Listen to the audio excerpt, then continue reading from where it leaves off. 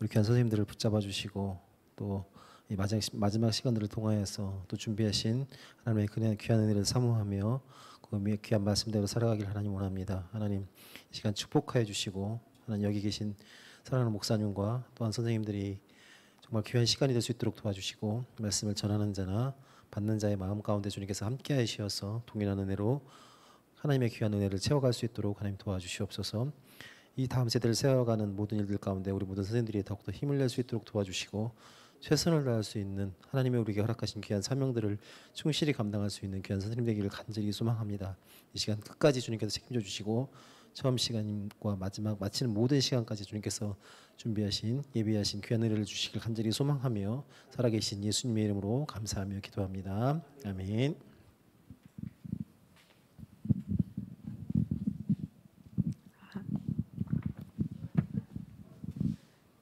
이번 시간은 저 불로교회 담임 목사님이시며 어린이 사역 연합회 대표로 계시는 한민수 목사님께서 교사의 소명 의식이라는 주제로 강의해 주실 때 큰 은혜 받으시고 유익한 시간 되시길 바랍니다. 나오실 때 환영의 박수로 맞이하도록 하겠습니다. 네네. 저기 선생님 잠깐 이쪽으로 제가 그래야 눈 시선이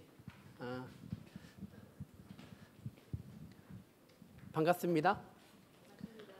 여기 혹시 다 같은 교회인가요? 다 다른 교회죠?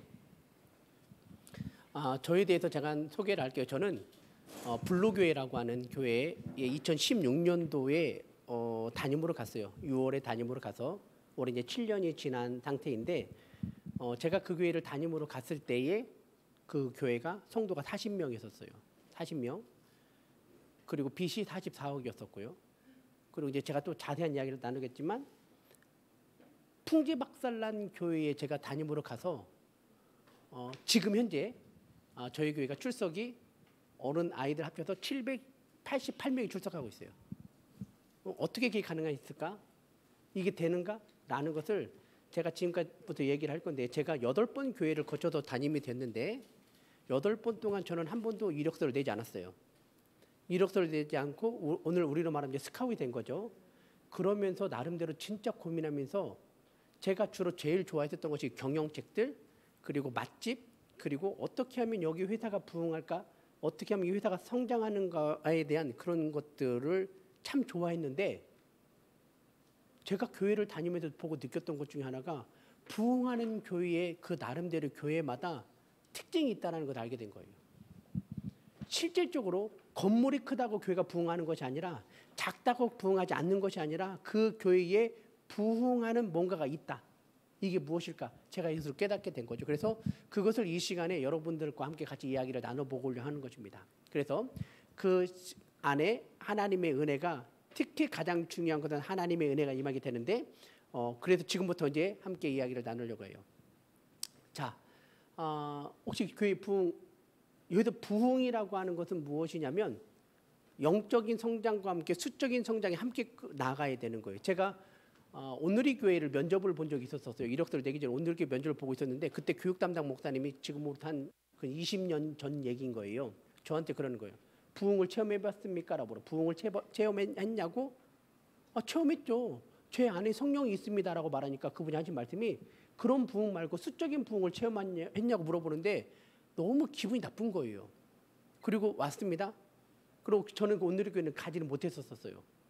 그런데 곰곰이 생각해 보니까 영적인 부흥이 일어나면 수적인 부흥이 따라가는 거였어요. 사도행전 1장에 보니까 성령이 역사하고 난 이후에 이 베드로가 그 전에 요한복음 20장 21장에 예수님을 모른다라고 부인했었던 이 베드로가 갑자기 성령이 임함으로 말미암아 완전히 모든 것이 바뀌게 된 거예요. 그러면서 그가 사람들 앞에 서서 너희가 죽인 그 예수가 바로 주 그리스도다라고 이야기를 하니까 사람들이 뭐라고 말을 하냐면 우리가 어찌하면 좋겠냐라고 말을 하는 거예요. 어찌하면 좋겠는가? 이게 사도행전 2장의 말씀입니다. 그 이야기를 딱 하고 나니까 베드로가 각각 회개하여 성령을 받고 권능을 받아라 이렇게. 그리고 나니까 이 사람들이요 세례를 받았는데 그 수가 3,000이 넘어버려요. 그 자리에서. 어떻게 이런 역사가 나타날까? 그래서 제가 부흥하는 교회를 다니면서 느꼈던 첫 번째가 무엇이냐면 아멘을 잘하는 교회였어요. 아멘을 잘한다라고 하는 것은 무엇이냐면 나의 의지를 내려놓는다라는 거예요. 내 의지를 내려놓고 하나님 앞에 순종합니다라는 것입니다. 그래서 저희 교회는 우리 교회 특징 중에 하나는 무엇이냐면 성도들이 아멘을 하도록 아멘을 잘하는 것이 하나의 특징이고 두 번째로 뭐냐면 아멘을 잘하는 사람들은 이간질하지 않는다는 걸 알게 됐어요. 다른 사람을 평가하지 않아요. 그리고 항상 좋은 것만 깨닫습니다. 좋은 것만 생각하고 좋은 것만 말을 하는 데 있어서 그렇다면 우리에게 있어서 가장 중요한 것은 아멘을 잘하도록 하자. 제가 여러분 혹시 아실지 모르지만 저는 일산에 있는 거룩한 빛 광성교회라고 하는 교회에서 제가 교육 디렉터를 했었어요. 이 교회는 저는 통합종 목사인데 제가 교육부를 맡아 교육부가 영아부에서부터 청년부까지 한 7,000명 정도 출석합니다. 그리고 어른들까지 합쳐서 16,000명이 출석하는 이 교회인데 제 밑으로 부서가 21개 부서예요. 제가 총괄하고 있었는데 제가 이 교회를 딱 가자마자 중등부가 270명이 참석을 하는 거예요. 그런데 딱 그 교회에 가자마자 2주 후에 중등부 수련회를 하는데 하나님이 주신 마음이 이 아이들을 안수기도 해주고 싶은 거예요. 그래서 10시에 기도 이제 예배가 다 드리고 난 다음에 이 아이들 한 명 한 명씩 안수기도를 다 해줬죠. 새벽 2시에 끝났어요. 근데 그 교회 특징은 모든 수련회가 다 끝나면 전체가 모여서 피드백을 하는 거예요. 그리고 그 다음날 준비하는 겁니다. 딱 자리에 앉았는데 여기에 있는 분들이 이제 교사가 한 50명이 앉았는데 한 명 한 명 그날에 대한 피드백을 하면서 저에게 던진 말이 뭐냐면 목사님 그 250명이 되는 아이들을 한 명 한 명 안수기도 하면 이 아이 안수할 때 이 기다리는 애들은 어떻게 하냐고 하면서 이제 한 명 한 명 저를 이제 공격하기 시작하는 거예요. 그런데 정말 거짓말을 좀 다 보태도 50명이 한마디를 다 하더라고요. 한마디를 듣고 나니까 새벽 4시가 되었어요. 그리고 나서 제가 이제 교회를 왔죠. 아니 그 숙소로 왔는데 딱 숙소에 앉아서 4시 30분에 탁 왜 하나님이 나를 이곳에 보냈을까? 왜냐하면 저를 스카우트에서 간 거였거든요. 왜 나를 이걸로 보냈을까라는 생각과 함께 그냥 이 교회를 떠나야 되나? 라는 생각을 하면서 하나님 아니 어떻게 이렇게 드셉니까? 일산 사람들 왜 이렇게 싸가지가 없냐고 처음 본 목사 2주밖에 안 된 목사한테 어떻게 이렇게 말할 수 있냐고 화가 나는 거예요. 근데 그때 순간 탁 하나님 음성이 귀를 탁 치면 하는 말이 민수야 너는 2주 만에 50명 교사들 성격을 파악했잖아. 이 사람들 성격을 네가 언제 파악하겠냐.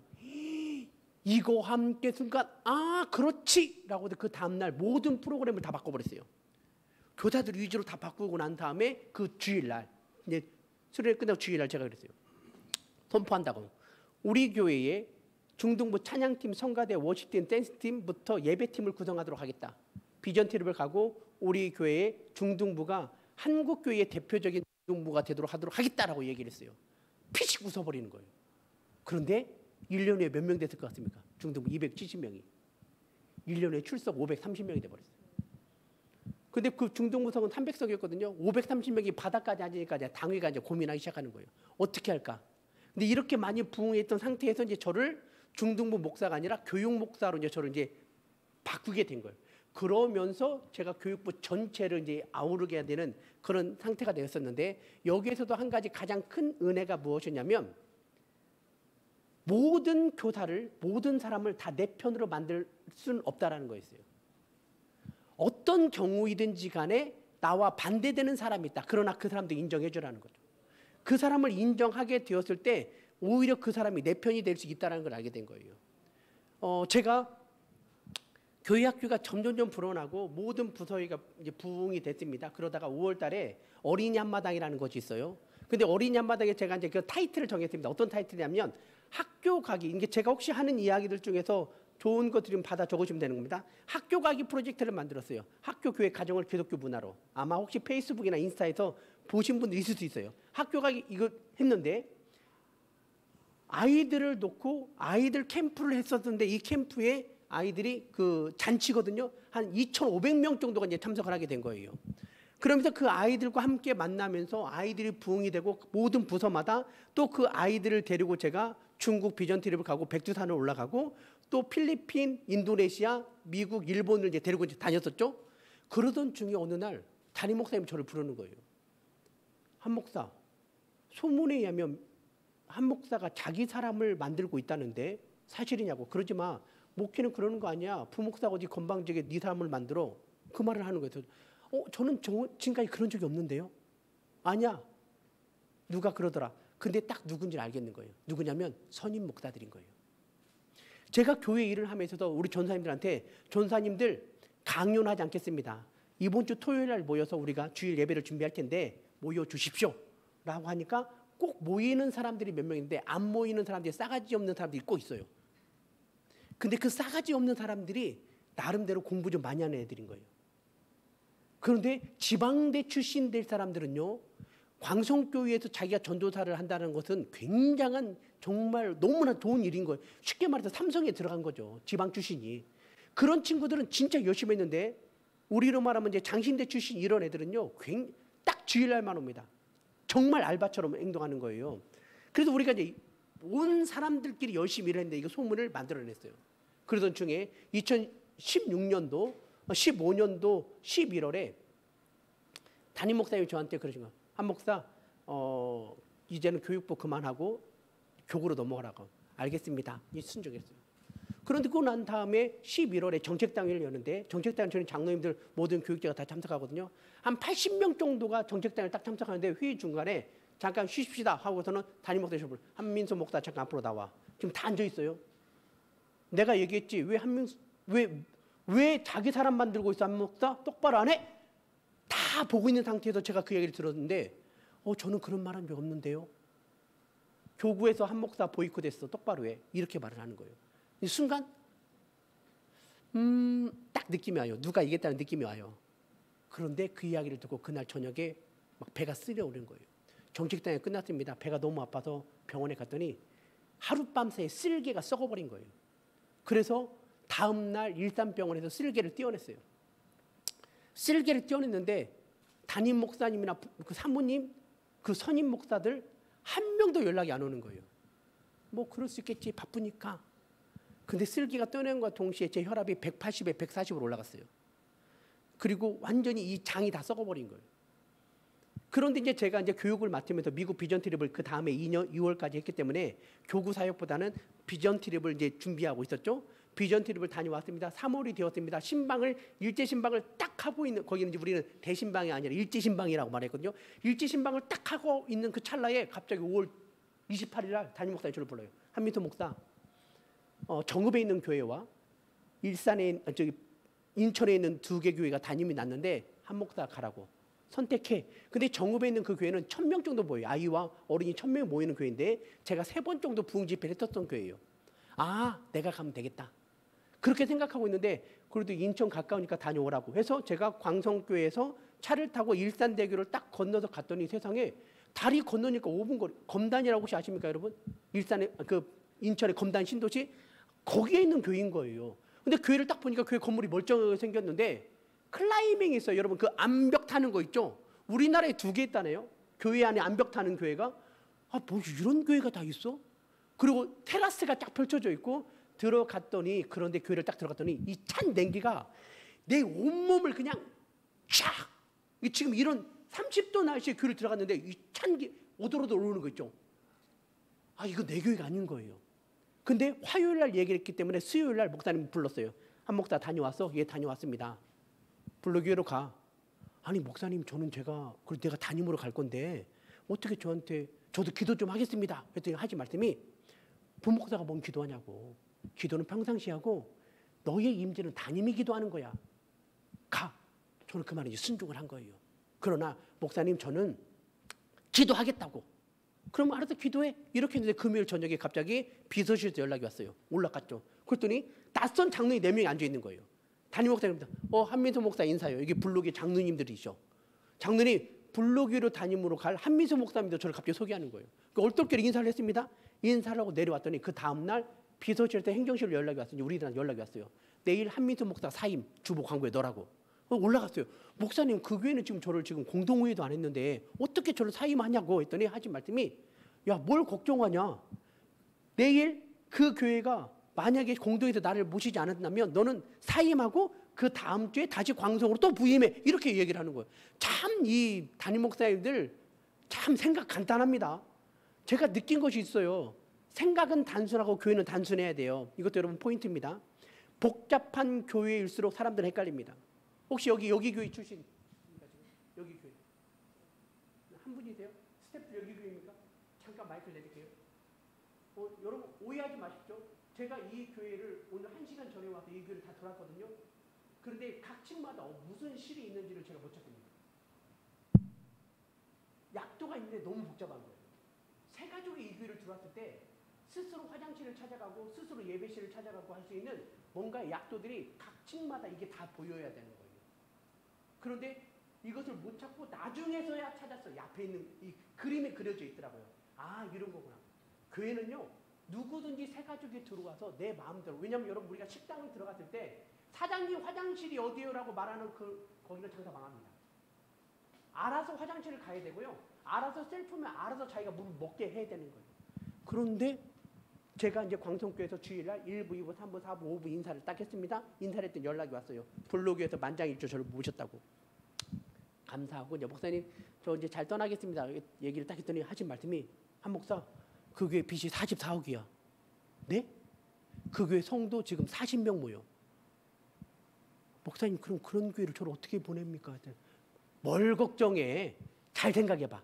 성도 40명이 지금 그 교회를 짓는다면 100억이야. 60억 갚았다고 생각해. 와 이게 진짜 단순한. 그러니까 또 생각을 바꿔보니까 맞는 말이네. 지금 이 교회를 새롭게 짓는다면 100억이 넘을 텐데 그렇다면 60억 갚았네? 44억밖에 안 남았네? 알겠습니다.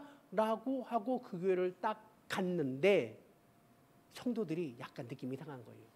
카페에 서너 명이 앉아갖고 쑥닥쑥닥 대는데 제가 지금은 제가 지금 머리가 하얗잖아요. 원래 염색을 했거든요. 저는 40대 초반부터 머리가 하얗게 됐는데 교육부를 맡다 보니까 머리를 시커멓게 염색을 한 거예요. 근데 블로그를 딱 와서 인사하니까 여러분 교회의 가장 실세가 누군지 아시죠? 주방 혹은 카페 여기에서 그 간제니까 가장 실세거든요. 나이가 제일 많은 권사님이 저를 보자마자 목사님 이렇게 젊은 목사가 이 교회 감당을 할 수 있겠어? 이렇게 말을 하는 거예요. 순간 저 양반 조심해야겠다. 그리고 그 다음날 바로 모 장로님들 두 부부가 저를 찾아와서 밥을 사주는 거예요. 그러면서 이 사람 조심하라고 조심 자기 둘 빼고 다 조심하라는 거예요. 이런 거구나. 이런 분위기구나. 그럼 이 사람 조심해야겠다. 이런저런 생각을 하고 있었어요. 그런데 제가 전도를 딱 나갔는데요. 동네 분위기가 불로교회가 3연타도 혼돈 맞은 교회래요. 무슨 소리냐? 세상에. 이 교회를 21억 교회를 줘놓고 44억 빚이 되니까 목사님이 도망가 버렸어요. 도망간 걸 보고 장로님들이 부목사님을 꼬셔가지고 우리 개척하자고 해가지고 200m 떨어진 곳에 샘선동 교회라고 성도 80명을 데리고 나가버린 거예요. 교회가 완전 쑥대밭이 됐어요. 그러니까 이제 담임 목사님이 없으니까 노예에서 이제 관리가 들어온 거예요. 옆에 있는 교회니까 와서 이 교회를 도와주라고. 근데 이 교회가 본당이 500석이거든요. 그리고 2층에 각 예배실이 다 있고 지하 4층 건물인 거예요. 그러니까 이 목사님이 성도가 몇 명 되지 않은 분이 이 교회를 관리하다 보니까 너무 좋으니까 그럼 우리 교회에서 예배를 드리자고 해서 같이 한 거예요, 이 교회를. 근데 노예에서 가만히 들어보니까 합병을 하려고 하는 거예요. 아무도 모르게. 나가라고 했어요. 그랬더니 장로님과 권사님들 12줄 제일 많이 하는 사람들 데리고 나가버렸어요. 교회가 난리가 났네. 이자는 갚아야 되는데 성도는 없지. 큰일 났어요. 그래서 이제 이 당원들이 모여서 안 되겠다고 우리 교회 지금부터는 제대로 목사님을 뽑아서 교회를 부흥시킵시다. 대신 그러나 큰 교회 목사님을 뽑자고 해가지고 이력서를 받았는데 450통이 들어온 거예요. 누굴 뽑았을까요? 제일 큰 교회 목사님 뽑은 거예요. 우리 통합 쪽이 제일 큰 교회는 미음 시옷이라고 하는 교회입니다. 세습 때문에 겁나게 시끄러운 교회인데 거기 목사님 모셔온 거예요. 근데 이분이 딱 와서 보니까 빚이 44억이니까 깜짝 놀란 거예요. 겉모양은 멀쩡한데 깜짝. 그리고 할 때 장로님 그 교회 성도 몇 명입니까? 저는 재적은 믿지 않습니다. 재적은 다 뻥튀기예요. 뻥튀기. 우리나라 재적 숫자 합치면 한 1억 넘을 거예요. 여기 몇 명입니까? 이 교회? 보통 말씀하지 마십시오. 보통 출석을 말하는 것이 아니라 재적을 얘기하거든요. 근데 그 재적은 실제 출석의 2배, 3배, 4배가 되는 거예요. 근데 그것은 맞는 말일 수도 있냐면 모든 것이 우리 성도니까 맞는 말이에요. 틀린 말은 아니에요. 그런데 이 상황 속에서 제가 이 교회에 어떻게 할까 고민하는데 이 담임 목사님이 장사를 하다 보니까 성도들 사이에서 이제 모든 게 이제 돈으로만 모이는 거예요. 그러던 중에 여자 성도하고 담임 목사님이 일이 생겨버렸어요. 그리고 여자 전도사님하고 문제가 생긴 거예요. 가지고 고소를 했네, 성폭력으로. 2016년도 3월 달에 재판을 받으러 갔는데 바로 감옥 구속이 돼버린 거예요. 그러니까 교회가 난리 났어요. 세상에 목사가 이런 사람이 어딨냐고. 불로교회는 이런, 제가 거기가 불로동이에요. 불로장생이 불로예요. 진짜 늙지 않는 돈. 왜냐하면 그 동네 옛날에 어떤 어르신들이 두 할머니가 할아버지가 이사를 왔는데 산속에 있는 뭔가를 캐먹었더니 몇십 년이 지났는데도 봤더니 살아있더래요. 왜 그러냐 했더니 몰라, 저거 먹었더니. 그래서 산만이들이 모여 산 동네가 이 불로동인 거예요. 그랬는데 풍지박살이 나니까 성도가 40명이서 이제 겨우겨우 이제 버티고 있는 상태에서 제가 이 교회로 오게 된 거예요. 근데 내가 할 수 있는 게 아무것도 없는 거예요. 저는 이게 기획하는 걸 굉장히 좋아하고요. 역동적으로 굉장히 좋아합니다. 그리고 제가 만들어내는 것들이 전국적으로 이렇게 정말 많이 나갔어요. 여러분 혹시 목사님 PPT에 맨 마지막에 한번 보여주실까요? PPT? 맨 마지막에 사진 나오는 거 있어요. 사진. 맨 마지막 보면. 잠깐만요. 하나 올려주세요. 하나 더. 혹시 저런 기독광 함께라면 저런 기도라 혹시 저런 혹시 보신 분 있나요? 아, 몰라요? 저희가 만드는 거죠. 나중에 필요하면 다 드립니다. 그리고 사진 한번 넘겨주세요. 사진 밑으로 한 번만 밑으로 넘겨주세요. 다시 한 번 더요. 그럼 위에 십자가. 예, 혹시 저런 십자가 본 적 없죠? 제가 없을 거예요. 제가 만든 거거든요. 제가 디자인한 거예요. 저기 코로나 시절에 우리 성도들 성경을 읽게 하자고 성경을 다 읽은 사람 하나, 둘, 셋, 넷, 다섯 이 디자인을 제가 해가지고 직접 성도들한테 통독한 사람들이 나눠주게 된 거였어요. 그래서 실제로 저런 십자가가 필요하다면 저희들이 이렇게 연락해서 이렇게 연결해주고 이런 일을 많이 했거든요. 40명이 모였는데 제가 할 수 있는 게 아무것도 없는 거예요. 그래서 제가 제일 먼저 한 게 무엇이냐면 성도들이 자꾸 카페에 앉아가지고 쓸데없는 얘기를 하는 거예요. 미안합니다. 큰 교회를 뭐라고 하는 것이 아니에요.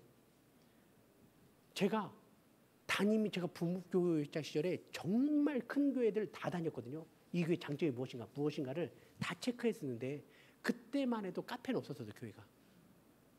그런데 지금 성도를 배려하면서 제가 어렸을 때는요, 저는 모태신앙입니다. 어르신들이 제일 먼저 교회에 오면 우리는 본당에 올라가서 기도하고 놀았어요. 저는 어렸을 때도. 그런데 제가 점점 큰 교회를 가만히 보니까 성도들이요, 교회에 오면 교회 안에 키즈 카페 같은 놀이시설이 있는 교회거든요. 기도하는 부모가 없고요. 아이를 거기를 딱 보내고 부모님들은 본당에서 기도하는 사람이 없고요. 카페 가서 찬잔하는 게 일과인 거예요. 그래서 양주에 있는 예양교 혹시 모르시죠? 양주에 있는 예양교라는 교회가 있어요. 거기가 한 3,000명 모이는 교회인데 그 교회를 이제 제가 갔을 때 교회가 건축을 새로 해가지고 이사하는 때였어요. 그래가지고 카페를 어디다 넣을 것이냐를 놓고 목사님 고민하기를 제가 목사님 죄송한데 교회 입구에 카페를 넣지 말고 교회 안에다가 카페를 넣자고 얘기했더니 다른 교육자들이 또라이래요 저한테. 왜 그러냐고. 카페는 교회 입구에 있어야 사람들이 좋아할 거 아니냐. 아니에요 목사님.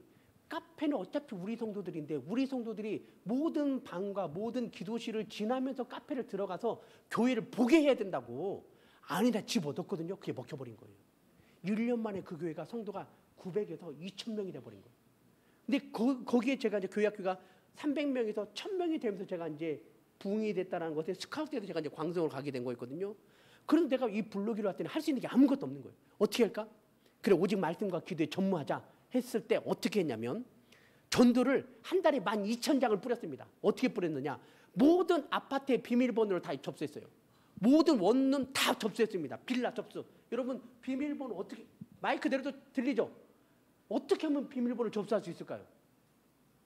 비밀번호 누르는 맨 위나 맨 밑에 다 적혀 있어요. 왜냐하면 나이 드신 분들이 비밀번호를 까먹기 때문에 관리소에 이렇게 다 적어놔요. 몰랐어요? 가지고 저 몰랐습니까? 여러분 아파트 비밀번호 누를 때 옆에는 없어요. 대부분 이렇게 보면 위에 있거나 밑에 있어요. 왜냐하면 어르신들이 계속 까먹기 때문에. 그리고 1, 2, 3, 4 샵인지 1, 2, 3 별인지 헷갈리기 때문에 다 써놓거든요. 그래서 우리가 그 옆에 서 있거나 아니면 비밀로 모르면 택배 아저씨 들어갈 때부터 해서 이 전도지를 다 붙였는데 생각해 보십시오. 선생님 집에 당신은 죄인입니다. 그러나 우리는 죽을 수밖에 없어요. 그러나 예수님이 오셨습니다. 우리는 영원한 생명 얻었습니다라고 하는 사형리 비슷한 전도 구원의 종이 쪽지가 아파트 집에 붙어 있어요.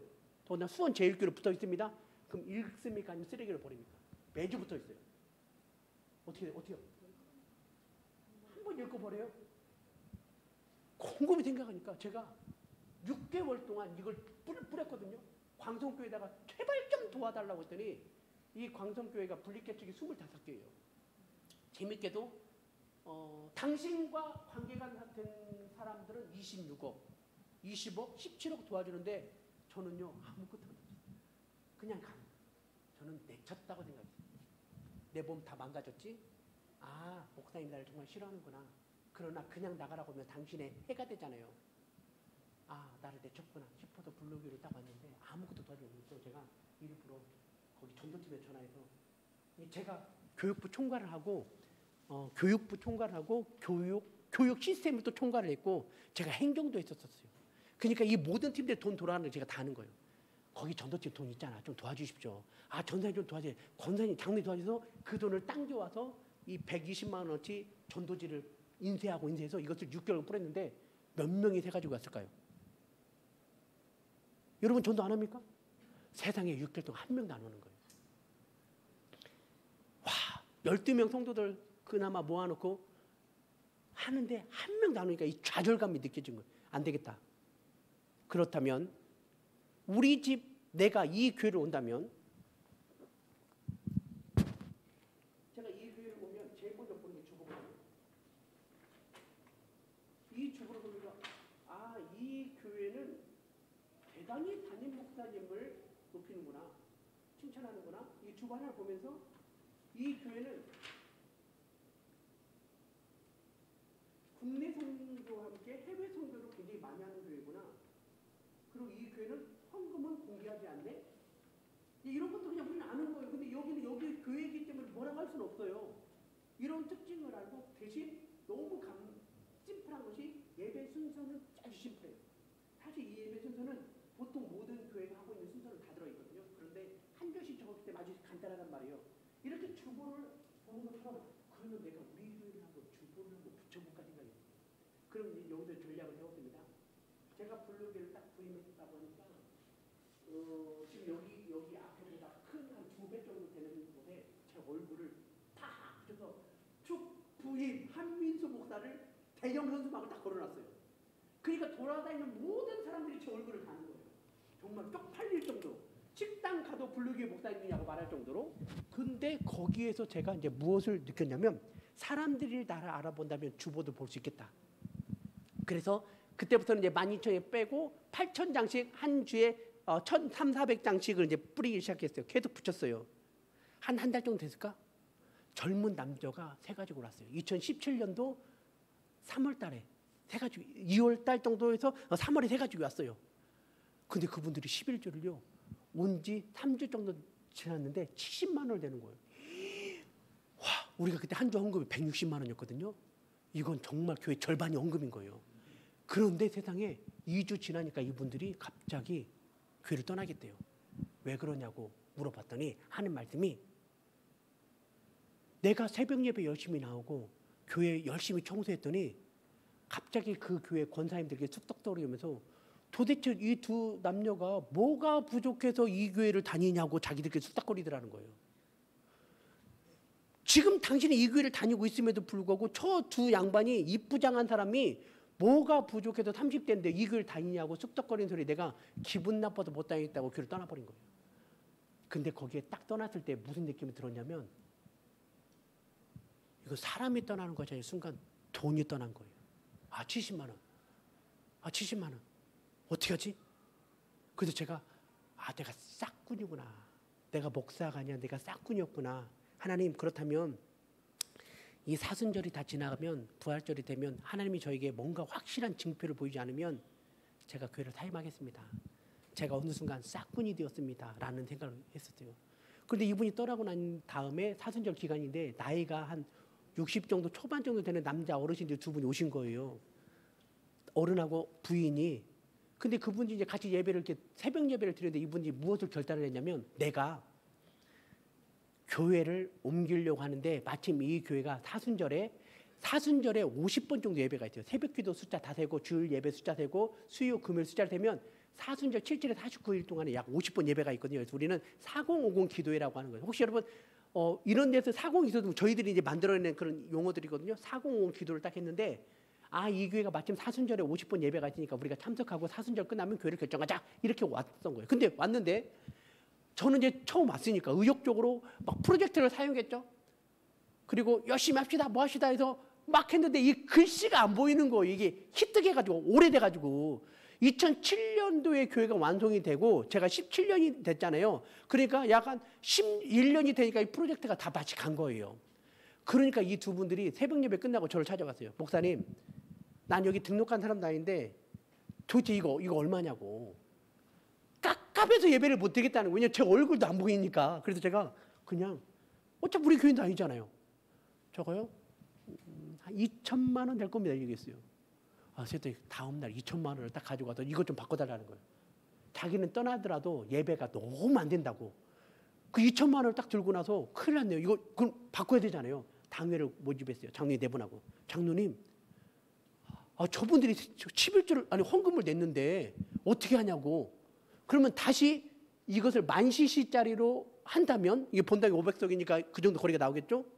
3년 지나면 램프 가는데 300만 원이에요. 그리고 똑같이 10년 되면 2천만 원 또 들어야 돼요. 그럴 바에 그러면 LED로 바꿔버리시다. 했더니 LED가 5천만 원이래요. 아주 그 사장님한테 사장님 우리 교회가 이런 건 줄 알지 않습니까? 싸게 해서 깎아서 4,300으로 깎았어요. 그리고 장로님도 헌금하시라고. 헌금 좀 하시라고 해가지고 돈 얻어서 그 다음 날에 바로 4,300으로 바꿔서 프로젝트를 바꿔놨어요. 바꿨더니 사진 한 번만 위로 내려주세요. 한 번만. 하나만 더요. 예, 저기 분당 저기 십자가 옆에 이렇게 글씨 써있죠. 저기 LED예요. 저기 LED. 그래서 저거를 딱 바꿨는데 그분들이 등록을 한 거예요. LED 바꾸자마자. 근데 등록하자마자 11조를 됐는데요.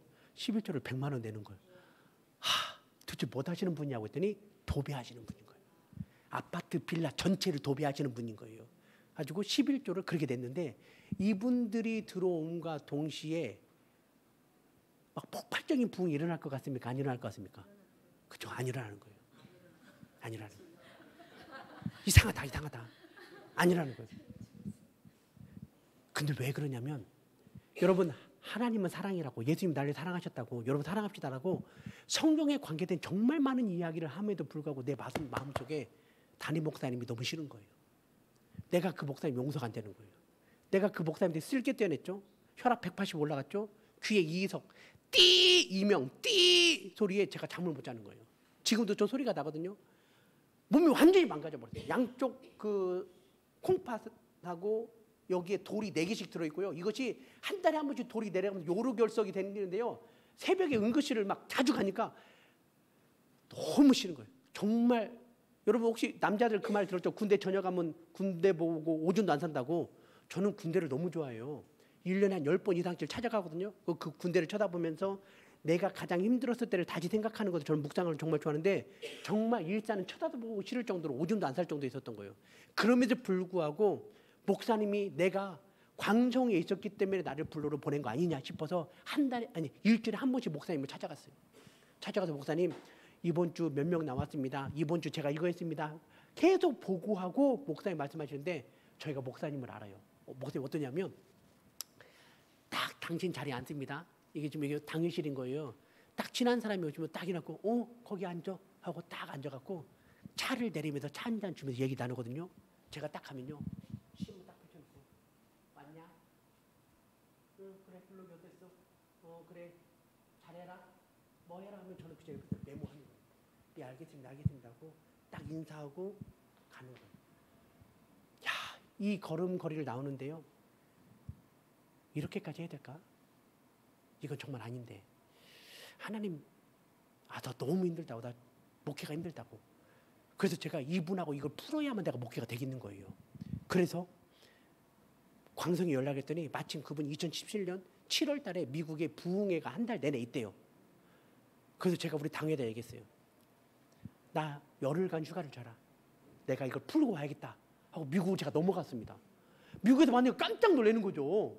그래서 제가 LA에서 샌프란시스코까지 6시간 거리인데 제가 6시간 차 운전을 하고, 물론 비서는 뒤에 있었고 목사님 옆에 딱 앉혀놓고 제가 6시간 동안 지금까지 광성에 있었던 제 모든 속 얘기를 다 얘기했어요.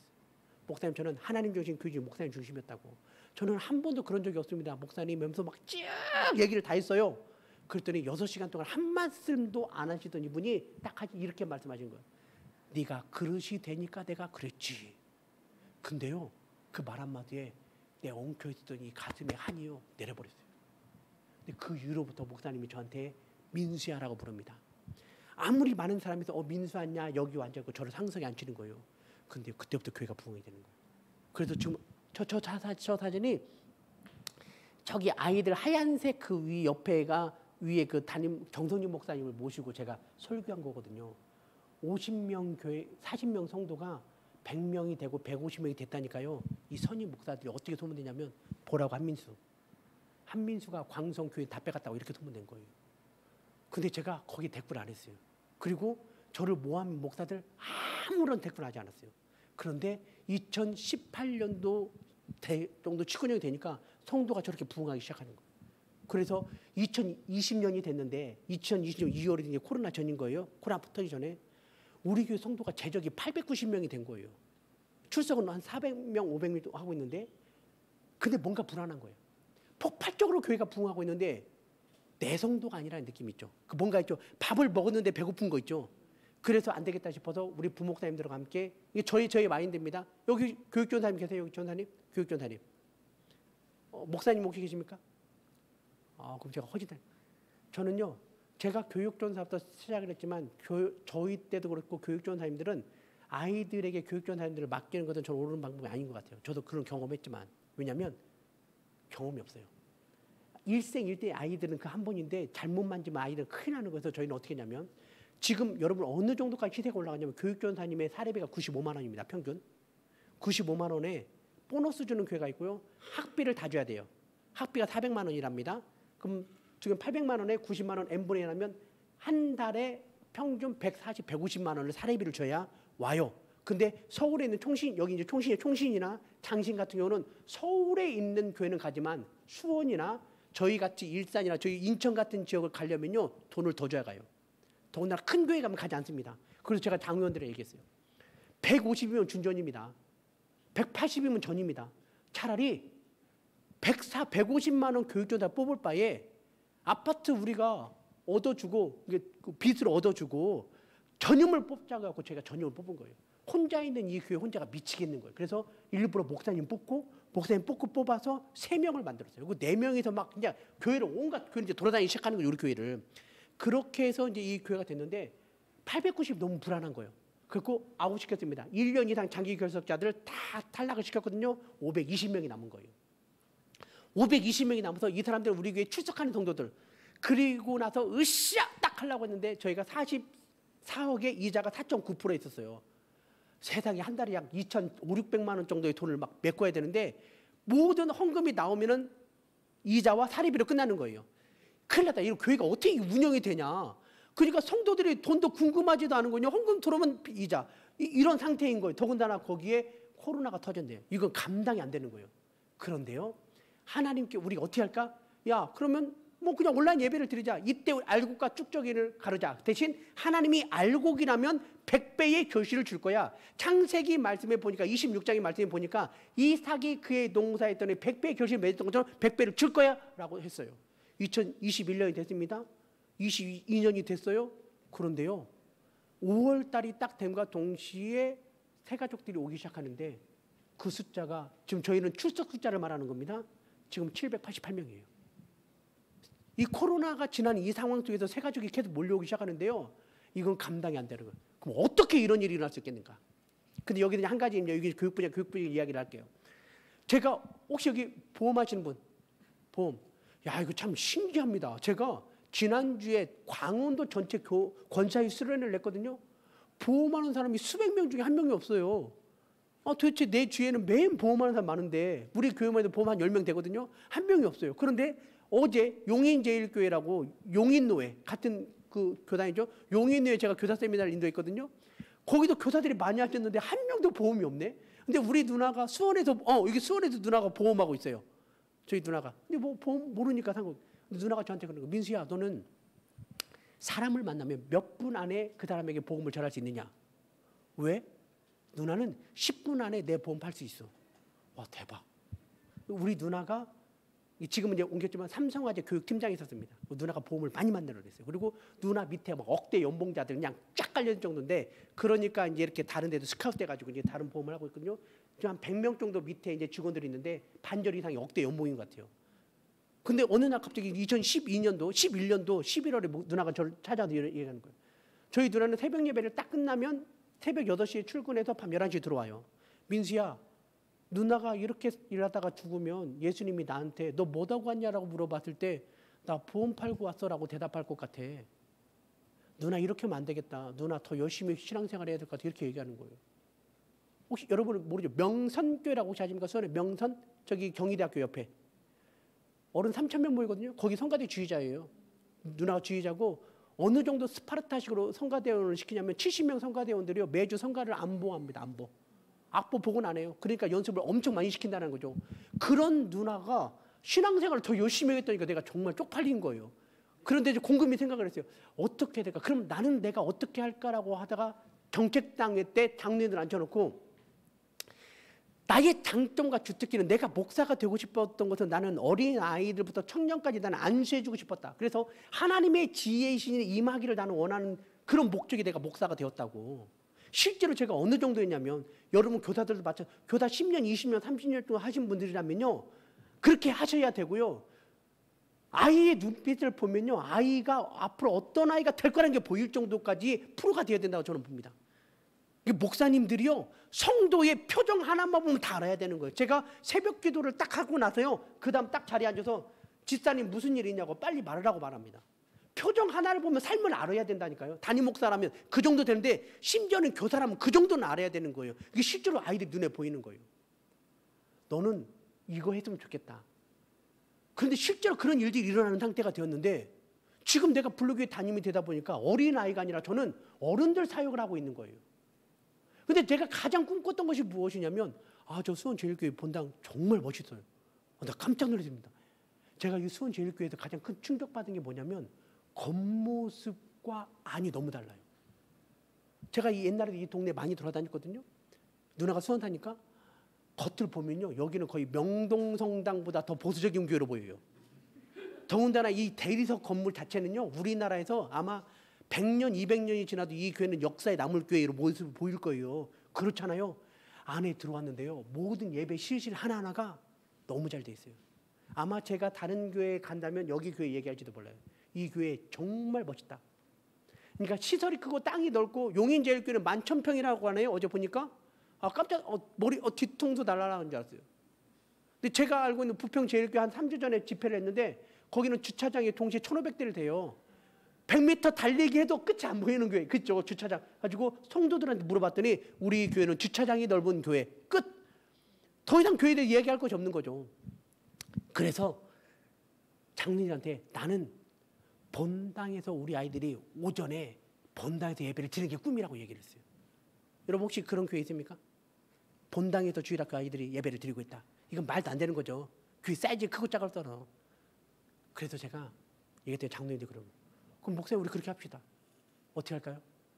그래서 내가 딱 얘기했어요. 우리 9시, 11시, 1시 반 예배거든요. 9시 예배를 8시 반으로 10시 예배, 11시 예배를 11시 반으로 늦춥시다. 중간에 10시 대가 비는 거예요.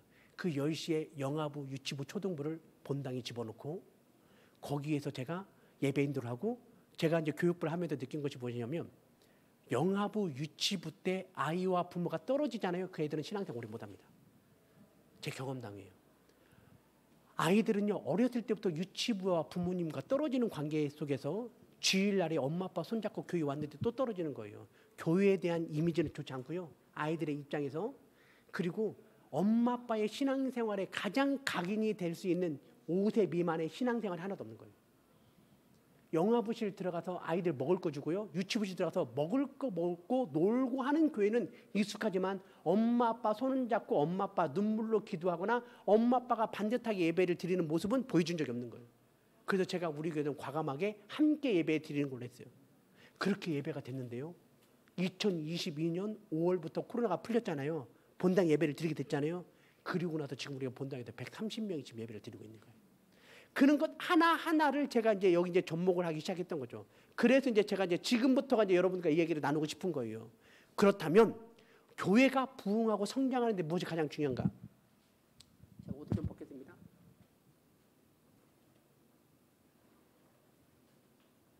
첫 번째 우리 교회의 이미지를 바꿔요. 어떤 이미지냐? 제가 학교학 전도를 매주 하고 있는데 우리 교사들이 매주 학교학 전도인데 지금요 학교학 전도를 못하게 합니다. 낯선 사람이 말을 걸면 인신매매단이라고 하고요. 친구하고 난리가 아니에요. 그런데 저는 이 옷을 제가 근 20년 입고 다니거든요. 이 옷을 전부 다 입게 했습니다. 그래서 여기 보면 이게 블루교회 써 있잖아요. 이 파란 옷을 입고 돌아다니면 우리 블루교회인 줄 다 알아요. 온 동네에서. 왜냐면 내 얼굴 다 알고 있잖아요. 마스크를 쓰고 제가 아무도 모를 줄 알고 식당에 갔는데 식당 주인이 목사님 야 머리를 다 내리고 갔는데도 다 알아봐요. 야 이거 안 되겠다. 이거 진짜 안 되겠다. 이 옷은 청소년부 옷이에요. 그래서 어떤 부모님이 아이를 데리고 와서 청소년부가 어디에라고 물어봤을 때 누구든지 옷을 찾아가라고 말을 합니다. 저희는 초등부는 빨간색입니다. 유치부는 녹색이에요. 찬양팀은 노란색입니다. 그래서 우리는 각 부서마다 옷 색깔이 다 달라요. 그래서 교회에서 이 옷을 입고 돌아다닌다는 사람들은 교사인 거예요. 그러면 왜 결정적으로 왜 10시로 예배를 시간을 바꾸게 됐느냐? 왜 아이들 끌고 왔느냐? 세상에 우리 초등부가 교사가 둘밖에 없어요. 유치부 교사가 둘밖에 없어요. 아이들은 유치부가 40명, 초등부가 80명이에요. 영화부가 20명이에요. 영화부 교사 둘밖에 없어요. 그럼 어떻게 됩니까? 옛날에 여러분 부산에 있는 서부교회라는 교회가 기네스북에 올라왔습니다. 80년대. 왜냐하면 15,000명 주일학교가 모였어요. 지금 몇 명 모일까요? 여러분은 모르죠. 여러분 부산하면 무슨 교회죠? 호산나.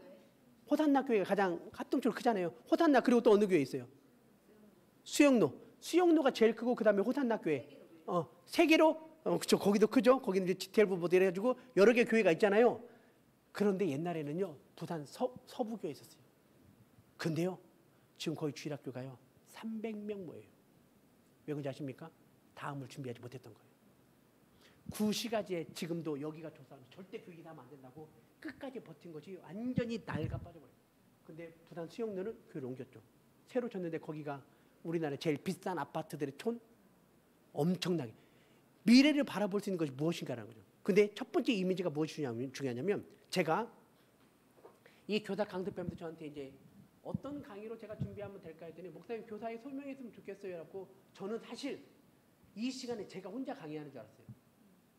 왜냐면 저희들이 보통 강의를 할 때는 보통 그렇게 강의를 다니니까 교사의 소명이라고 해서 보냈어요. 그 원고가. 그러니까 원고 소명 소명과 함께 부흥에 대해서 이야기하겠다 하겠는데 딱 와서 딱 보는 순간 12명 오겠다.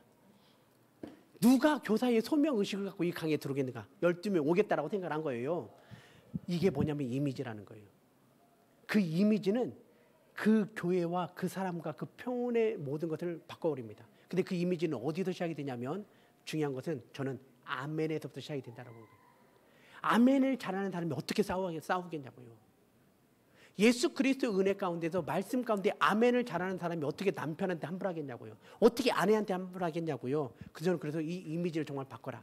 교회의 이미지를 바꿔라. 나의 얼굴의 이미지를 바꿔라. 그래서 우리 교회 성도들은요. 세 가지 교구나 모르는 사람들 오면요. 계속 인사합니다. 계속 인사하고 반갑습니다 하고 우리는 딱 이렇게 합니다. 이 세상에는 딱 두 종류의 사람이 있어요. 첫 번째 종류의 사람은 우리 교회 국수를 먹어본 사람과 두 번째 먹지 않은 사람. 두 사람 다른다. 무조건 우리는 훈련시키를 어떻게 훈련시키냐면 국수를 먹게 만들어라. 그러면 이 교회 정착한다 이거예요. 그게 우리 교회 이미지인 거예요. 그래서 우리 교회가 국수가 맛있는 교회의 이미지가 바뀌었어요. 그리고 목사님이 젊은 목사가 됐는데 세상에 제가 한 달이 지나니까 머리가 이제 하얗게 이제 물이 다 빠진 거예요. 근데 어느 날 제가 이제 광성교회를 우연히 갔는데 한 달 제가 매주 찾아갔지 않습니까? 광성교 교회가 난리가 났어요. 세상에 불로교회가 얼마나 힘들면 한 달 만에 머리가 저렇게 희뜩하게 됐냐고. 근데 근데 그게 은혜가 된 거예요. 근데 제가 머리가 하얀해짐과 동시에 이제 나이가 좀 들어 보입니까? 제가 지금도요, 딱 염색하면요 40대 초반으로 내려갑니다. 믿어집니까? 이미지를 바꾸자. 그리고 항상 하자. 그리고 아멘을 잘하자. 자, 할렐루야. 여러분 오른손을 높이 들고 손을 내려주세요. 그럼 이제 제가 할렐루야 하면 이렇게 아멘 이렇게 하는 겁니다. 할렐루야. 오케이. 그것도 빠르게 하는 겁니다. 빠르게 하신 분에게 제가 커피를 한 잔 드리도록 하겠습니다. 자, 할렐루야. 다시 할렐루야. 좋습니다. 자, 우리 드십시오. 예. 감사합니다. 제가요, 우리 교회는 한 달에 한 번씩 온세대 예배를 드립니다. 여러분 혹시 통합예배 고민하고 있는 교회 있나요? 통합예배를 착각하고 있는 사람들 굉장히 많아요. 왜냐하면 통합이 어른과 아이가 함께 예배를 드리는 건 통합이 아니라, 통합은 어린아이가 어른을 전도하고 어른이 아이를 전도할 수 있는 것인데, 가정의 부모의 신앙이 아이에게 흘러갈 수 있도록 만들어야 되는 거예요. 그러니까 통합예배를 준비하기 위해서는요, 첫째 찬양이 공유돼야 돼요. 어린아이와 어른이 알고 있는 찬양이 같아야 되고요. 어른이 예배를 드리는 그 시간에 아이들도 예배를 드리는 것에 익숙해야 돼요. 아이들은 10시 예배를 드리는데 통합예배는 11시 예배를 드린다? 익숙하지 않잖아요. 그럼 얘 망치는 거예요. 그리고 예배 안에서 아이들이 행동하고 움직이는 것을 같이 움직일 수 있도록 만드는 거예요. 할렐루야. 그렇죠. 저기 하얀 옷을 입고, 제가 우리 교회 아이들이요, 딴짓을 못하게 만듭니다. 우리 어른들 설교할 때, 제가 온 세대 될 때, 여기 저희는 아까 그 사진 아까 보시죠? 컵라면 사진들 싸놓고 합니다. 할렐루야! 그렇죠. 그러면 컵라면 막 던지면서 하는 거예요. 이건 말이 안 되는 것 같죠? 말이 돼요. 왜냐하면 모든 성도들이 이러고 갑니다. 언제 목사님 아멘 할렐루야 할지 모르는 거예요. 언제 할지 모르는. 이러고 있다가 막 아멘. 유치부 아이들부터가 할렐루야 아멘을 외치기 시작하니까요, 어른들까지. 그래서 여러분, 제가 느꼈던 가장 부흥하는 교회 스타일 첫 번째가 뭐냐면 아멘하는 교회였어요. 여의도 순복음교회요. 그 다음에 서울에 있는 교회. 여러분 이찬석 목사님 혹시 설교 많이 듣습니까? 저는 우리 큰 놈의 자식이 아침 7시에 딱 TV를 틀면 이찬석 목사님 TV를 보는 거예요. 그리고 나서 아침 8시 반에 내 설교를 들어요. 그러면 어떻게 되겠습니까? 예배가 끝났어요. 그리고 나서 만나교회 김명삼 목사님이라고, 거기 설교를 또 들어요. 끝나고 또 내 설교를 들어요. 그리고 청년부 설교 들어요. 하루에 예배를 5번 드려요, 얘가. 그래서 아빠, 근데 뭐래? 야, 너는 이찬석 목사님, 김명삼 목사님 아빠 설교를 짬뽕이도 듣는데 누가 가장 좋냐? 누구라고 말할 것 같아요? 아빠라고. 그래야 먹고 살아, 얘가. 아빠라고 얘기하는 거예요. 그런데 제가 그 목사님들 이제 아침을 이렇게 먹으면서 딱 보니까 그 교회, 사실 여러분 그렇게 하면 안 되면, 이렇게 약간 이찬석 목사님 목소리 스타일은 우리로 말하면 목회적인 꽝이에요, 꽝. 하나님께서 말씀하시기를 이래야 되는 거 아닙니까? 주의 성령이 역사하십니다. 이 시간에 하나님의 은혜가 함께할 줄 믿습니다. 할렐루야. 아멘. 그렇죠. 한 잔 더? 한 잔 더? 진짜로 5, 6잔을 막 계속 줍니다. 컵라면 막 싸죠. 절대 주지 말라고 하고요. 그런데 제가 지금 이렇게 얘기하지만 앞에 딱 쓰잖아요. 왕이신 나의 하나님, 내가 주를 높이 영원히 송축하리이다. 하나님은 영이시니 예배하는 자가 영과 진리로 예배할지어다. 아멘. 자, 우리 옆 사람 보고 인사하겠습니다. 사랑합니다. 목소리를 언제든지 바꾸는 거예요. 근데 제가 느낀 것이 뭐냐면, 얼마나 목회자가 이 예배에 목숨을 거는가. 지금 여기 있는 저는 통합적이잖아요. 제가 한번 통합적 목사님들 세미나 있다가 찍혀가지고 그 다음에 안 불러요, 저를. 왜 그런지 아십니까? 아무리 우리가 열심히 전도해도요, 그 부모가 교회에 와서 담임 목사님 설교에 은혜 받지 못하면 떠나버립니다. 그걸 몰라요, 담임 목사님들이요. 그리고 예배가, 이것도 하나의 은혜입니다. 뭐냐면 거기 이제 적혀 있을 거예요. 3초의 미학이 있어요. 이 3초의 미학이 뭐냐면, 예배의 모든 시간은 3초를 넘기면 안 돼요. 가장 예배가 지루한 교회가 뭐냐면, 이 시간에 한민수 목사님 기도하겠습니다 하면 딱 서서 다 함께 기도하겠습니다 또 말하는 거예요. 이미 기도하려고 다 앉았는데, 우리는 그런 말 자체가 없어요. 제가 딱 송축하리이다 딱 끝나면 바로 나가는 거예요. 그리고 기도가 끝나면 간주가 하잖아요. 찬양에 딱 하면 바로 성가대가 딱 서 있고요. 성가대 끝나면. 근데요, 왜 이것을 제가 하게 되냐면, 어린 아이들은 3초가 넘어가면 끝나는 거예요. 여러분 예배 시간들 잘 체크하시길 바랍니다. 그리고 찬양 인도하는 사람은 쓸데없는 말을 하면 안 되네요. 그냥 찬양 가사로만 나가는 거예요. 근데 이 찬양 가사에 교사들과 아이들이 아이들이 움직일 수 있도록 만드는 것이 정말 중요한데 이것은 뭐냐면 교사들이 오버해야 되는 거예요. 그리고 할 수만 있으면 이 율동을 교사들이 만들어내야 되는 거예요. 저는 여기 교단 노래가 있고 혹시 여러분 파이디온 노래 또 배우죠? 또 사다가 듣죠? 와우큐 또 듣죠? 또 어제 주강사 했던 주경 목사 했던데 꿈미거 또 듣지 않습니까? 그리고 어린이 전도회가 듣지 않아요? 그거 도대체 1년에 몇 곡을 듣냐고요. 가수 하나도 노래 한 곡을 내려면 3,000번을 부르고 노래를 낸다는데 아니 어떻게 진짜 합동, 통합, 파이드 이 사람들은 천재예요. 천재, 음악 천재. 1년에 약 20곡씩 내요. 근데 세상에 알만하니까 겨울 성경학교, 알만하니까 여름 성경학교 매년 바뀌어요. 혹시 여러분 이 찬양 아세요? 그 나는 하나님을 예배, 이 찬양 알죠? 혹시 이 찬양 율동도 아세요? 나는 하나님을 예배하는, 이거 제가 만들어냈어요. 제가 만들었어요. 왜냐하면 오늘 딱 봤더니 파이디온 노래 중에 정말 괜찮은 노래가 그냥 지나간 거예요. 야, 이 노래 괜찮다고 전선 앉혀놓고 야 율동 만들자. 하나님을 예배합니다. 제가 전국 캠프하면서 이 노래를 막 퍼뜨렸거든요. 근데 그것이 목요 찬양이나 제이어스 얘네들이 이 노래를 불러버린 거예요. 그래서 율동이 나가게 된 거거든요. 얼마나 끊임없이 목사님이 노래하고 하는가. 이 예배에 대해서 목숨을 걸어야 되는데 이 예배의 흐름이 정말 중요하다고 하는 것입니다. 그런데 그것이 무엇이냐면 새가족이나 모든 성도들이 이 교회를 방문했을 때 제일 먼저 보는 게 이거 아닙니까?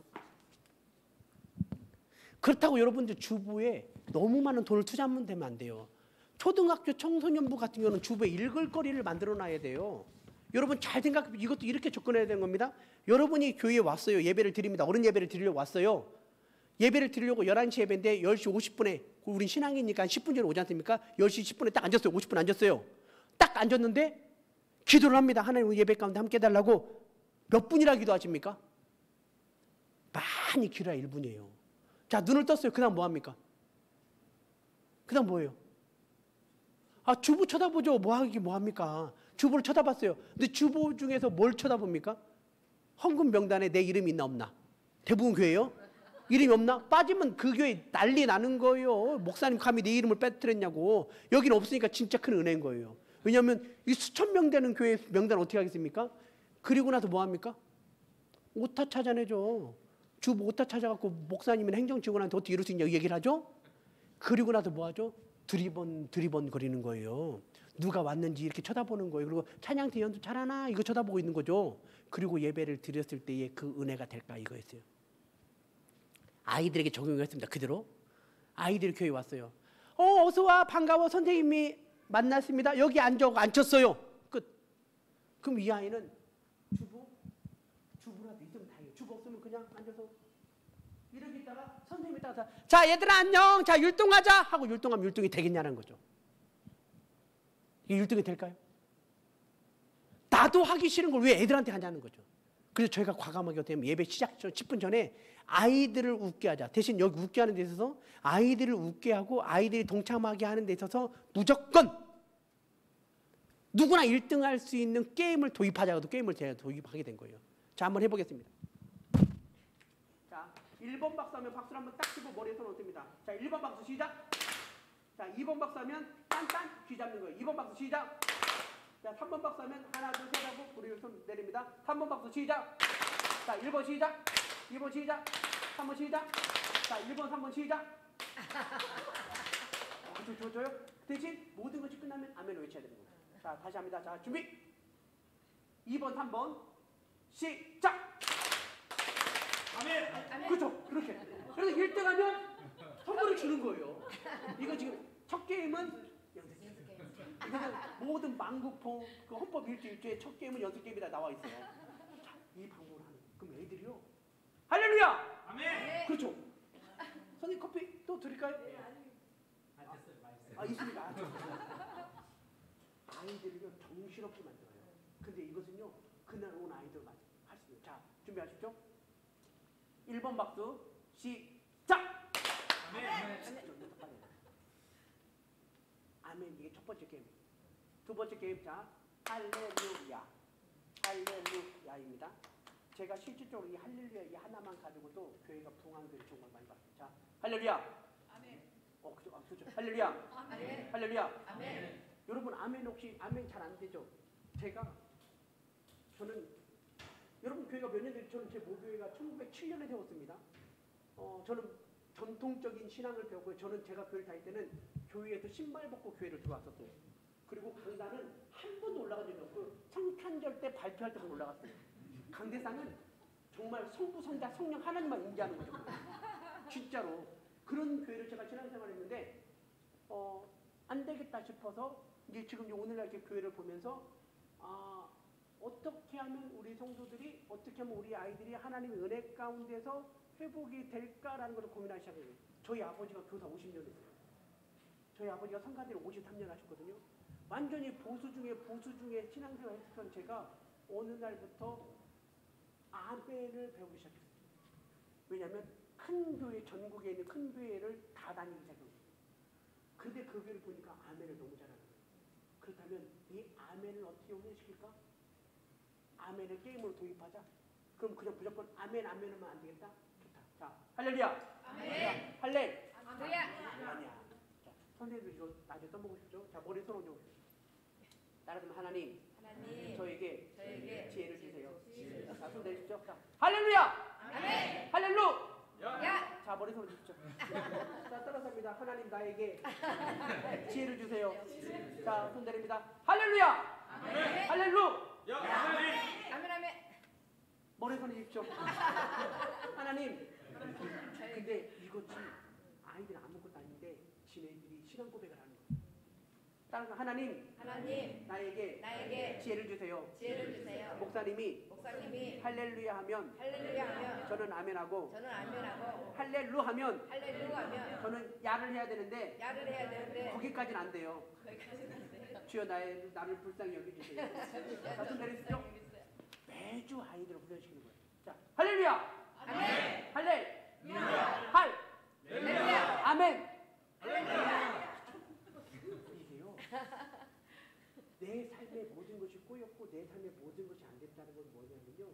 아멘이 안 된다는 거예요. 믿고 신뢰하는 것이 안 되기 때문에 다 무너지는 거예요. 그래서 제가 이것을 아이들과 함께 도입하면서 그렇게 예배를 드리기 시작한 거예요. 그리고 나서 이 게임을 첫 번째 하고 난 다음에 두 번째 게임이 약간 할렐루야였던 거예요. 자, 준비. 할렐루야. 시작. 할렐루야. 할렐루야입니다. 자, 준비하십시오. 제가 할렐루야 할 때 여러분들은 둘 중에 하나를 취하는 겁니다. 그리고 저랑 똑같으면 죽는 거예요. 이해가 됩니까? 자, 준비. 시작. 할렐루야. 그렇죠. 손을 내리면 죽는 거예요. 자, 다시 처음부터. 첫 번째 게임은 연습 게임. 자, 준비. 시작. 할렐루야. 자, 죽었습니다. 손 내리고. 자, 살아있는 사람들은 그대로 하는 거예요. 시작. 할렐루야. 자, 살아있는 사람들 일어설 수 있죠. 빨리 일어서 보세요. 3명이 나왔습니다. 자, 3명 앞으로 나와주세요. 실질적으로 해서 여기서 1등한 아이들은 오늘의 게임왕이 되는 거예요. 자, 준비. 자, 저를 봅니다. 시작. 할렐루야. 들어가세요. 시작. 할렐루야. 자, 들어가세요. 1등.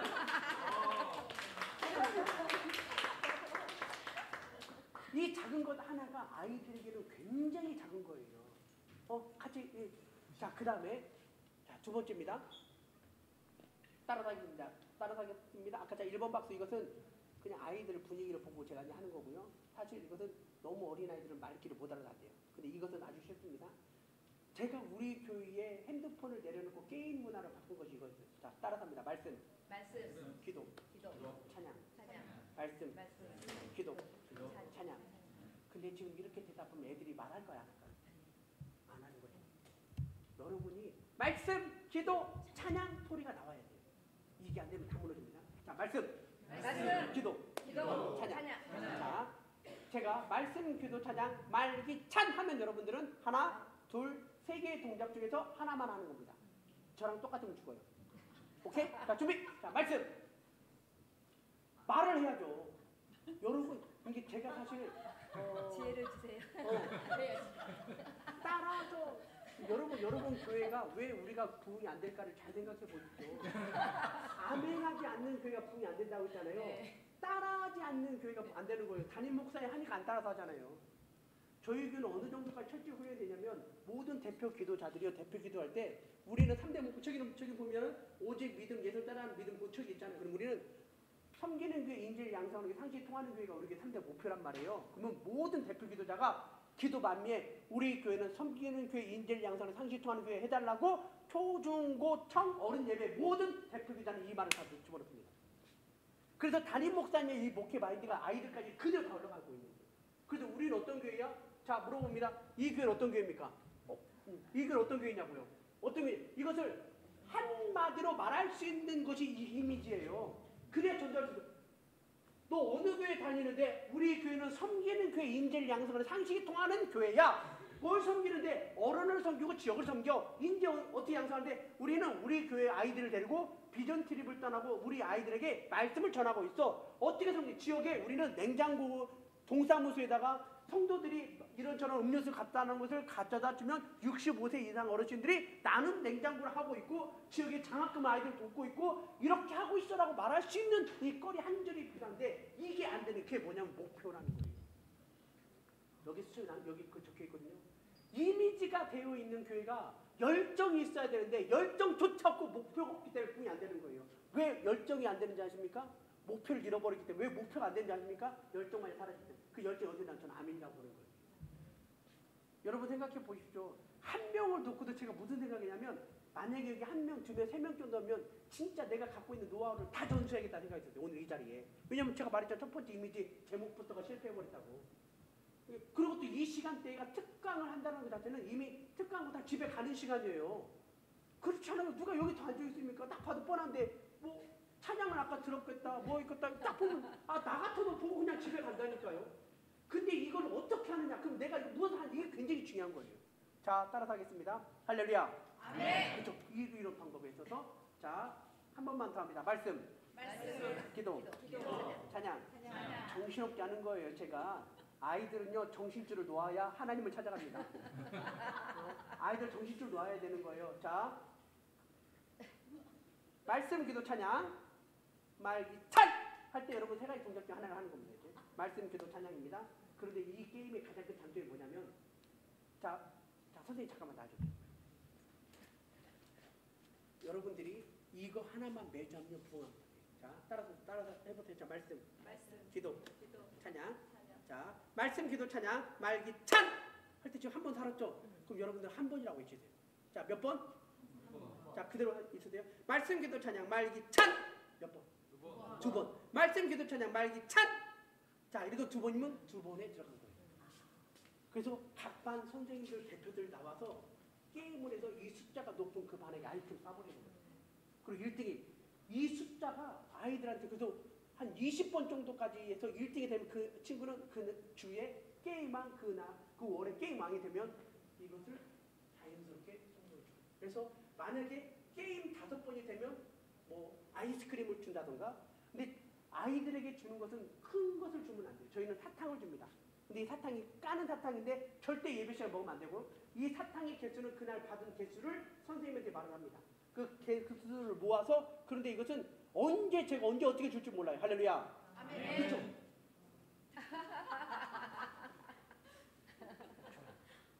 이렇게 진행이 되는 거예요. 그래서 가장 중요한 것은 무엇이냐면 이미지를 내가 만들어내고 그 다음에 열정을 해야 되는데 개척교회 목사님들은 열정이 없다? 다 있어요. 열정 없는 목사님 어디 있습니까? 그런데 안 돼요. 왜 그런지 아십니까? 목표를 잘못 설정해야 돼요. 목표는 실현 가능한 것도 설정해야 되는 거예요. 제가 예전에 천안중앙교회라는 교회에 제가 이력서를 한번 낸 적이 있어요. 아는 분이 소개를 해가지고 그 목사님 아들이 저를 추천했습니다. 내가 갔어요. 딱 했는데 목사님 저한테 그러는 그 교회가 천안중앙교회가 굉장히 큰 교회거든요. 한 3,500명 정도 모이는 교회. 그때 당시 새로 짓기 전이에요. 딱 만났습니다. 이제 저랑 제 아내를 불렀어요. 불러가지고 딱 같이 이야기를 딱 나누는데 저한테 그런 이력서를 보내요. 목사님은 어떤 목회하고 싶습니까? 이렇게 물어봐요. 그러면 여러분 정답이 뭘까요? 담임 목사님이 새로 면접 보는 목사한테 목사님은 어떤 목회하고 싶냐고. 면접관들이 물어보잖아요. 그때 뭐라고 대답하냐면 저는 담임 목사님의 목회에 충성하겠습니다. 이게 정답이에요. 제가 뭐라고 말하는지 아십니까? 3만 명 목회하겠습니다. 알았습니다. 하고 나서 가시라는 거예요. 그리고 그 다음날 내 이력서가 우편에 날라왔어요. 진짜 찝찝하대. 그냥 파기해주면 될 텐데 그러더니 나중에 물어봤더니 가자한테 물어봤더니 목사님 우리 아빠한테 3,000명 목회하고 있는 목사한테 부목사가 3만 명 목회한다는 게 말이 되냐고. 저는 그렇게 얘기하는 거예요. 근데 저는 이게 지금도 변함이 없는 게 그러면 내가 3만 명 목표 어떻게 할까? 그럼 기도의 숫자를 늘리자 해서 제가 지금 제 중보기도 수첩에 기도 숫자가 4,000명이에요. 그러면 이 숫자가 내가 앞으로 목표할 숫자라고 생각하는 거예요. 계속 늘려갑니다. 이게 저랑 관계를 맺거나 페이스북이나 카톡이나 친구가 돼서 조금이나 대화가 되면 무조건 제가 기도적이 뭐냐고 물어보는 거예요. 물어보고 기도해 주게 되고 제 숫자를 늘려가고 있는 거예요. 이게 제가 있어서 가장 중요한 뭐냐면 열정과 실현 가능한 목표 그 다음에 중요한 건 전략이에요. 전략이다 다 물었어요. 우리 교회가 우리 아이가 왜 공부를 잘하는가 못하는가 전략이 더 무너지고 교과서에 똑같이 배웁니다. 여러분 요즘 대통령이 그 뭐 시끄럽잖아요. 그 교육부 뭔 말해서 그럼 우리 때 뭐라고 했죠? 우리 때 종교 1대에 대한 물어보면 뭐라고 대답했어요? 교과서에 충실한다고 했잖아요. 교과서에 그 틀린 말이 아니에요. 진짜 맞는 말이야. 그런데 왜 그래야 되냐 전략이에요. 뭐 어떻게 전략을 세울까? 자 여러분 자 이번 여름 성경학교를 보십시오. 여름 성경학교를 합니다. 그러면 아이들이 성경학교 프로그램을 딱 봤습니다. 찬양 3시간, 공과공부 4시간, 물놀이 3시간이에요. 그러면 아이들이 제일 먼저 무엇을 볼까요? 물놀이를 봐요. 그럼 그 물놀이는 교회 와서 물놀이 하는 게 재밌을까요? 집에서 놀러가는 물놀이가 재밌을까? 재밌을까? 집에서 놀러가는 물놀이가 재밌어요. 근데 아이들의 뭐가 각인돼 있죠? 찬양은 재미없어요. 찬양이 모든 시간마다 다 들어있어요. 공과공부 재미없어요. 말씀 재미없어요. 제가 우리 아이들은 어떻게 했냐면요. 아이들한테 야 성경 한번 읽어볼까? 외워볼까? 하나의 말씀인데 자 한번 너희들 한번 자 엄마 아빠한테 그래도 엄마 아빠가 참 은혜로운 것이 아이들한테 가르쳤던 것이 창세기 출애굽기 레위기 만국 공통 성경 목록입니다. 혹시 아세요? 시작. 창세기 출애굽기 레위기 쏙 됐어요. 3절 시작. 4절. 자 만약에 마테마가 하다가 까먹었어요. 그럼 어떻게 돼? 제가요 이거 노래 만들었어요. 장출레미시 주산누 사망데스느예 욕지 잠전아 산에 매겔산 호교라 호교미나 학습 말구약 39번 마망누 요행놈 고가렉 빌골살 딘딘몬 기약된 요육에 하나님 말씀 이렇게 노래를 만들어 애들이 성경 목록 올려 왜 이걸 했을까? 성경책을 다 쳐다보게 하고요. 저는 가끔씩 성기를 찹니다. 요즘 어른들이 핸드폰을 성경책으로 착각하고 있는 참 그런 분 많이 있어요. 성경책. 자 여러분 성경책 높이 듭시다. 딱 높이 들어. 따라서 하겠습니다. 설교 시간에 따라서 합니다. 이 말씀은 우리의 말씀입니다. 성도들 외치는 거예요. 이 말씀이 내 손에서 놓지 않겠습니다. 할렐루야! 아멘! 이거 맞아요. 애들까지 성경책을 다 들고 와요. 이 작은 것 하나가 저기엔 전략이에요. 제가 이 주보 하나 붙인 것이요. 그냥 붙인 게 아니라 이게 전략이었던 거예요. 그리고 우리 교회는 새 가족이 왔잖아요. 4월 달에 새 가족이 둘이 왔어요. 어르신들이 둘이 왔어요. 그러면 여러분 주보에 여기는 지금 이 교회는 보니까 289명이 300명이 새 가족이 왔단 말이에요. 지난주까지. 근데 5월 달이 됐는데 4월 달이 됐는데 새 가족이 1명이에요. 2명이에요. 그럼 그 교회는 내가 볼 때 새 가족이 교회가 부흥하는 교회일까요? 정체된 교회일까요? 별로 부흥한 교회가 아닌 것 같아. 이것도 머리 썼어요. 어떻게 왜 이 사람들이 새 가족 숫자랄까? 그냥 우리 가족이라고 하자. 넘버링을 43, 34, 44로 적자해서 그 다음 숫자 넘버링을 적기 시작한 거예요. 그때 세상에 12월 달이 됐는데 저희 넘버링이 500, 600이 넘어가고요. 1월 달이 됐는데 숫자가 710, 720이 돼가는 거예요. 남들 도대체 이게 성도가 몇 명이냐고. 어느 날 미용실 갔어요. 저희가 성도가 200명 정도 됐는데 하도 우리가 전략을 잘 세우니까 미용실 아줌마가 어떤 분이 이사를 왔대요. 어느 교회 갈까 했더니 블루교회 가라. 블루교회 성도가 1000명이 넘는다고. 그냥 미용실 아줌마들이 따따따 했더니 그냥 온 동대방네 우리가 부흥이 된 교회가 돼버린 거예요. 이 전략 하나를 진짜 잘 해요. 공부도 전략이에요. 공부도 제가 어떻게 했냐면 제가 시간이 많으면 다 얘기하겠는데 지금 얼마 없거든요. 제가 초중고를 정규 꼴등했습니다. 여러분 혹시 공부 꼴등한 분 있어요? 보통 목사님들이 다 뻥치기 거짓말 진짜 많이 하거든요. 정규 꼴등했다고. 제가 우리 대학교 1학년 이제 고3 졸업한 아이들을 데리고 여행 좀 하자고 제가 제 목욕 초등학교, 중학교, 고등학교 찾아갔어요. 그리고 딱 들어가서 생활기록부를 딱 떴어요. 초등학교 때 전교 1등. 와, 중학교 때 그냥. 고등학교를 딱 가가지고 제가 여기 고등학교를 졸업한 학생인데 생활기록부를 떼주세요라고 딱 얘기했더니 이분이 자기네들끼리 행정 직원들이 깔깔깔 웃는 거예요. 딱 떴는데 전교 꼴등인 거예요. 여러분 고등학교 전교 꼴등이 생활기록부 뛰러온 사람 봤습니까? 거의 없잖아요. 근데 이 아이들이 믿게 돼요. 이 전교 꼴등에 있었던 제가 하나님의 은혜로 역사가 바뀌었어요. 그래서 어떻게 됐는가?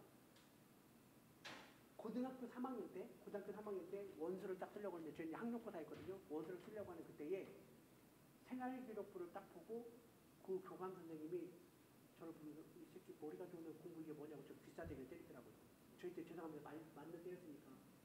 그리고 나서 그냥 이렇게 막고 있었고 딱 보면 혹시 너네 아빠 장로님 아니냐? 맞는데 이 새끼 장로 한 장로 아들이 막 귀살 때리고 원서를 딱 던지는 거예요. 근데 그럴 수밖에 없었던 것이 뭐냐면 제가 중학교 3학년 때 갑자기 배가 아파서 갔더니 맹장이 3학년 2학기 때 맹장이 썩었대요. 띄어냈어요. 띄어내니까 그때부터 키가 멈추고 갑자기 몸무게가 살이 20kg 쪄버렸어요. 한 달 사이에. 그래서 이 키를 크려면 어떻게 커야 될까라고 했던 거지 보니까 농구하면 키가 큰다고 해서 농구를 딱 시작하는 그때의 마지막 승부라고 하는 드라마가 시작이 됐어요. 여러분 알라깐가 모르겠 알라보는데 근데 그게 시문화라고 하는 여자가 농구 잘하는 남자를 보니까 미쳐버리는 거예요. 얘가. 나도 농구를 해야겠다 싶었고 막 그때 농구해요. 새벽 5시에 학교를 가서 교문을 제가 딱 열고 가서 농구를 하고 아침 8시까지 딱 하고 8시부터 이제 잠을 자요. 피곤하니까.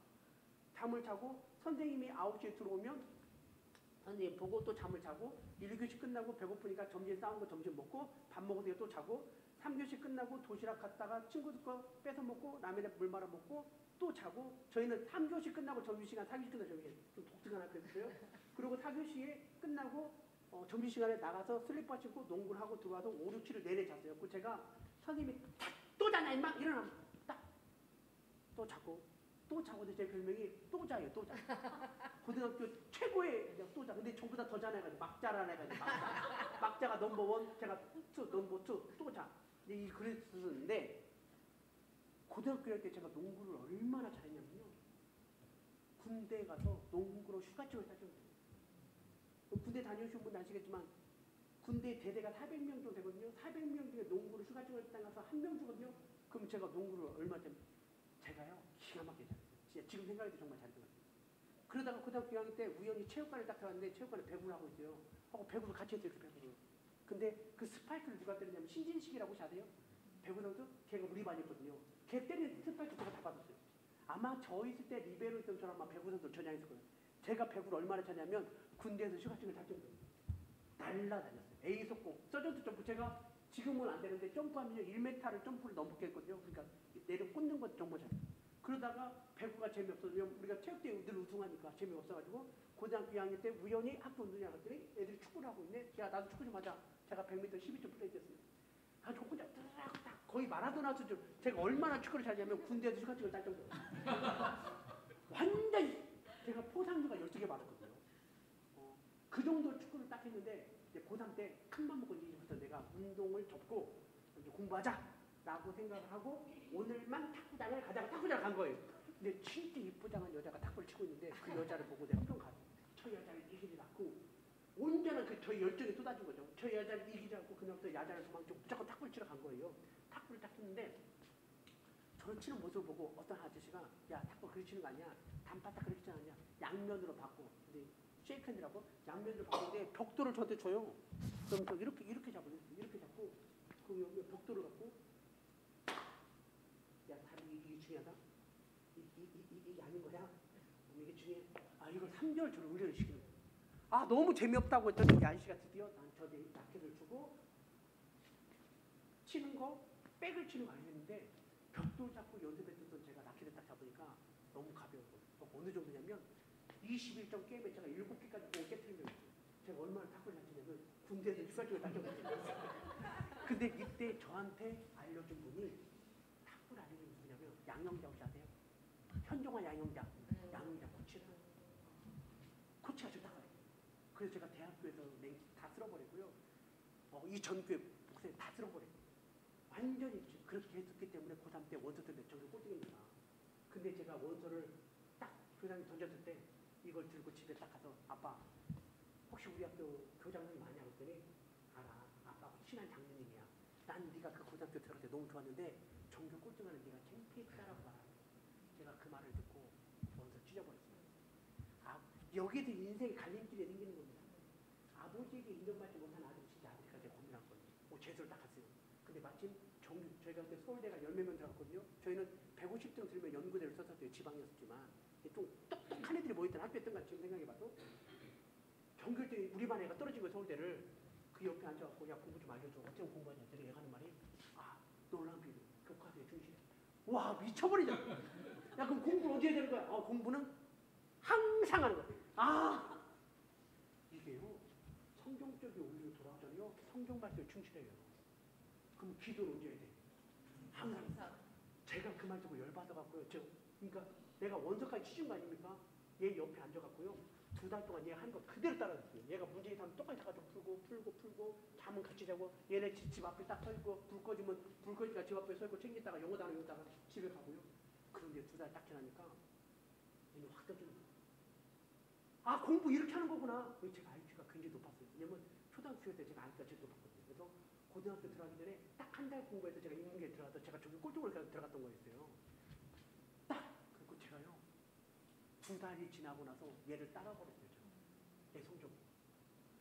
근데 저는 자연계였거든요. 제가 얼마나 또라이였냐면 제가 이과였는데 이과가 너무 재미없는 거예요. 그래가지고 선생님한테 저는 음악 좀 하고 싶다고. 왜냐면 저희 집이 음악을 너무 잘했었어요. 저희 외할아버지가 엄기돈 씨라고 옛날에 MB 작전단 주의자였고 저희 아버지 오집당의 성가대 주의였고 저희 누나 성악했고 배우 지금 음악하고 있고 악기 3개씩 다 하고 있으니까 자연스럽게 나도 피가 흘렀을 거라 생각하고 가장 쉬운 것이 나 작곡하고 싶다고 해가지고 혼자서 작곡한다고 띠띠띠 대는데 오늘 보니까 작곡하려면 청음이 되고 피아노를 칠 줄 알아야 돼요. 나 아무것도 할 줄 아는 게 없어. 가지고 3개월 동안 음악한다고 띨랑띨랑 먹으러 다니다가 다시 담임선생님 찾아갔어요. 목사님, 아니 선생님 저 인문계로 바꾸고 싶다. 그래갖고 유일하게 고등학교에서 1년 안에 고3짜리가 인문계 자연계 예체능을 바꾸는 유일하게 좋은 거예요. 그래서 완전히 학교에서는 그냥 내놓은 아이. 그리고 제가 탁구를 치러 가든 뭐라든 아무 신경도 쓰지 않았던 사람이었던 거죠.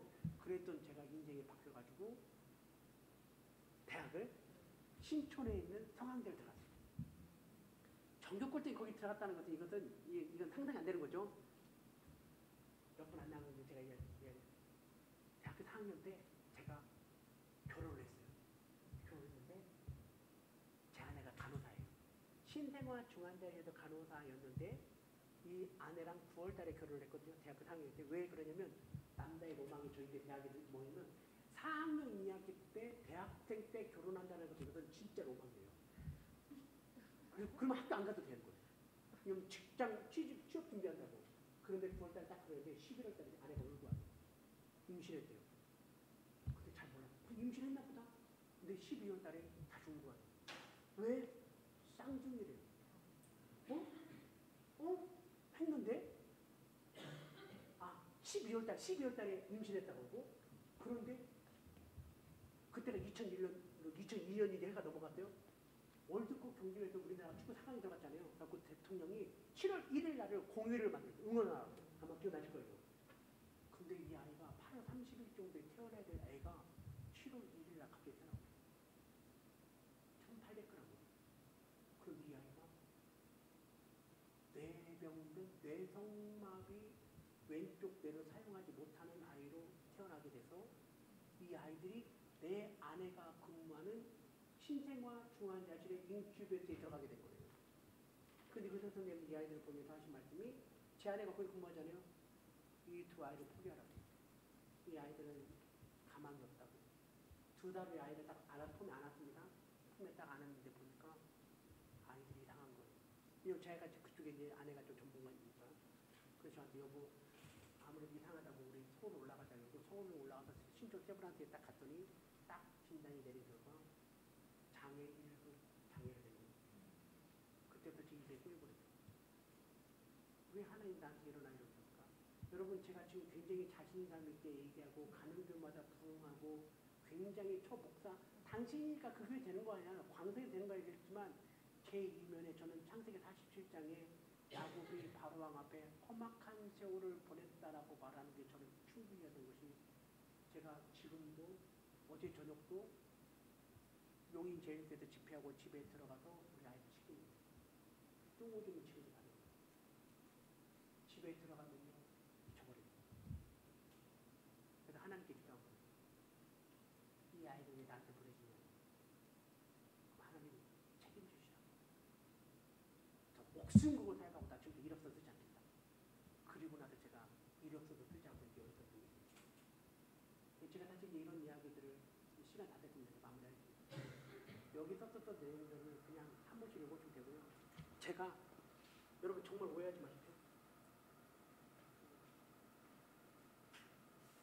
제가 어제 이렇게 강의하다가 그냥 놓고 가버렸어요. 그래가지고 나 책 놓고 왔다고 그냥 회장님 가주시라고 했는데 근 30년 동안 사역을 하면서 맨 땅에 헤딩하지 말라고 제가 작년에 호동상교회 강의를 했거든요. 강의를 딱 했는데 강의가 끝나자마자 어떤 분이 저를 찾아왔어요. 여러분 호동상교회 아시잖아요. 교회학교 우리나라의 메카 아닙니까? 내가 지금까지 수십 년 동안 강의를 들었는데 목사님 같은 강의 처음 들었다고. 어떻게 그렇게 실질적이냐고. 이론은 빠삭한데 여러분 말씀만 읽으죠. 전도에 이론 너무 빠삭한데 어떻게 아이들한테 그렇게 접근하냐고 하면서 이분이 그럼 당신의 그것을 책으로 써달라는 거예요. 그래서 책을 쓴 거예요. 이게. 궁금하면 사서 보십시오. 궁금하면 어떻게 교회가 시작이 돼 어떻게 부흥할까 이게 제가 그 노하우를 다 적어놨어요. 예배 준비는 어떻게 될까? 악기 없어요. 우린 교사 없어요. 그럼 어떻게 해야 될까? 제가 맨 땅에 헤딩하면서 느꼈던 건 이걸 다 한 거거든요. 그런데 그렇게 했는데 어느 날 이 아이가 학교를 갔더니 세상에 선생님이 이 아이가 넘어지는 걸 보고 병신같이 넘어지냐고 하는 거예요. 근데 아이가 저를 찾아왔어요. 아빠 병신이거든. 근데 이 아이들이 4살 때까지 말을 못한 거예요.